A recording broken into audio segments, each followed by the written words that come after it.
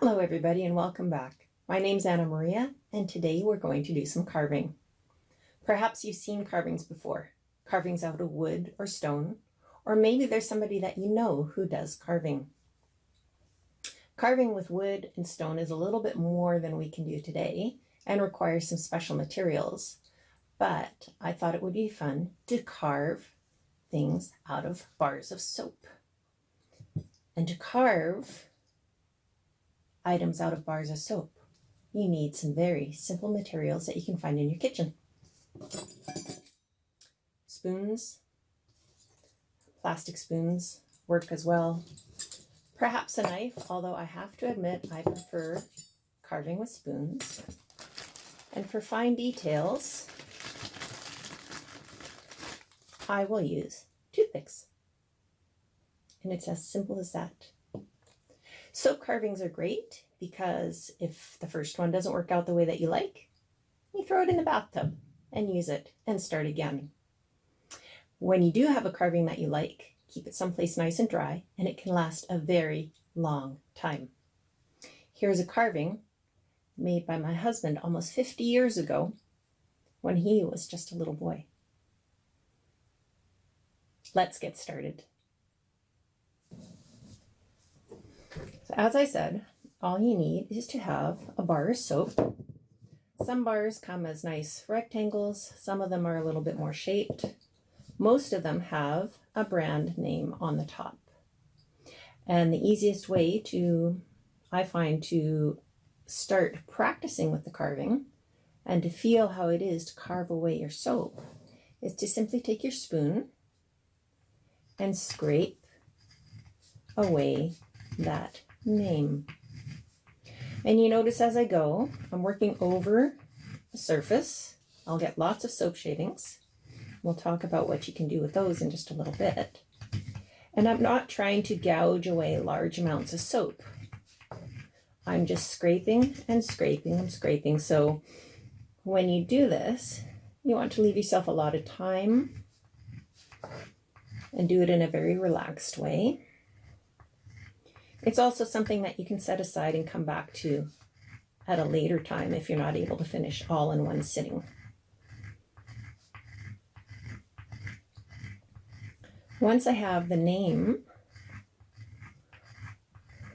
smoothed off, I can think about what I'd like to carve.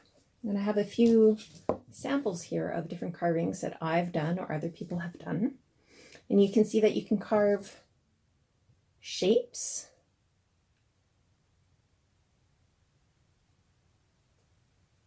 that look like animals, perhaps. Here's a turtle that's not quite finished. It doesn't have much carving on the bottom, but you can see the detail in the legs and the feet. I might add some toenails in there. We'll see.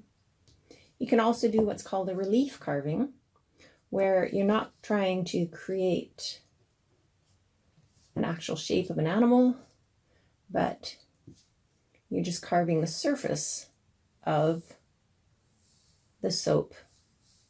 And for that, you could carve a word like I've done here, a face like I've done here. Hopefully that shows up in the camera. Flowers, trees, but you're not so much concerned about carving a tree as a picture of a tree. How do we do that? Well, let's see, what could I carve today? I could carve maybe a heart.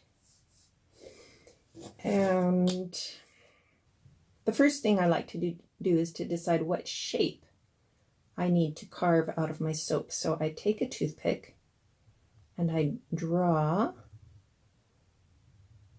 what I want my shape to be.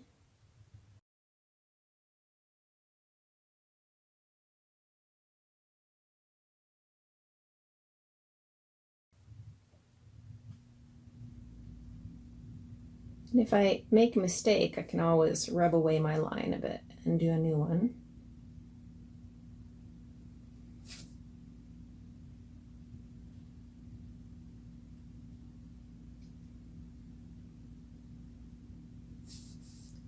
Once I have my shape drawn,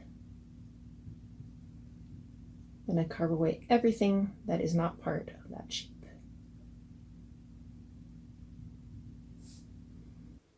And the question always arises, what do we do with all of these soap shavings? What you can do is you can collect them in a little bowl and add a few drops of water.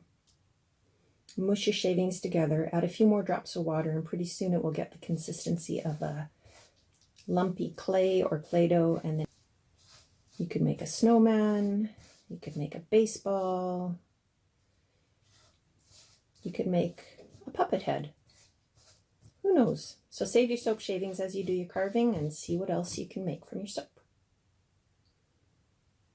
I find that carving the soap and scraping away the first parts of my shape can be a very relaxing process and allows my mind to wander and think of things, fun things I've been doing in my day.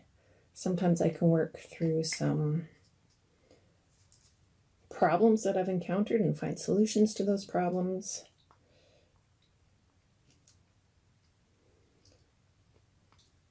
Some people even might find this a very meditative process.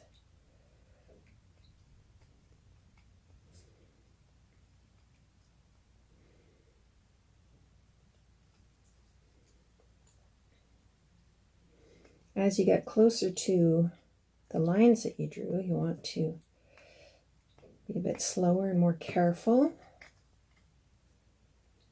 so that you don't carve away too much of your soap.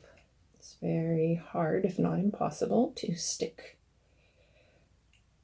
soap back on and build it back up. That's the point where you say, okay, I've got to change my idea and my design, or that's the point at which you say, this is now a bathtub soap and let's grab another one and try again.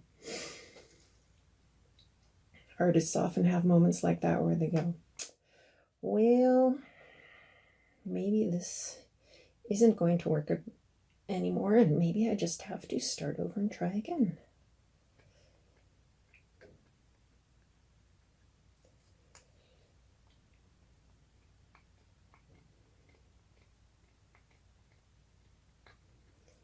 So once you have your basic block carved out, you might decide that you want to round off the edges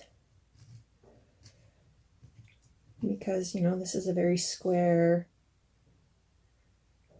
edge here, and maybe I want my edges to be a little bit softer and rounder. So you just keep working at it. Keep scraping away. It's fun to do this with friends. Maybe you're on a Zoom meeting with your friends and you can both be carving your soap, talking and chatting. Have a cup of tea, coffee, or hot chocolate close by and spend a great afternoon doing this. Once you have your shape rounded out, then you can start to add details. And if you notice on a duck like this, I was able to scrape away areas of the body to make a wing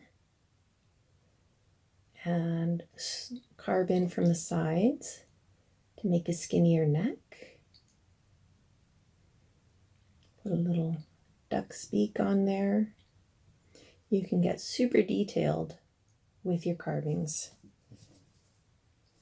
The fish, similar thing. I managed to get some scales on there. Can you see those scales?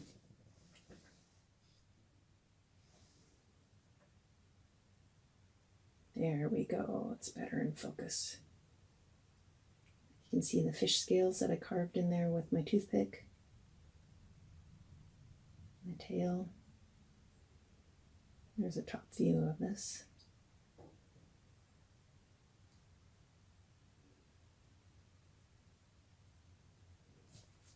So have fun with your carvings, everybody. I'm going to keep working on this and I'll post a picture of what I've done at the very end. I hope you enjoyed this session and join us again for another one on another week. Bye and have a great week.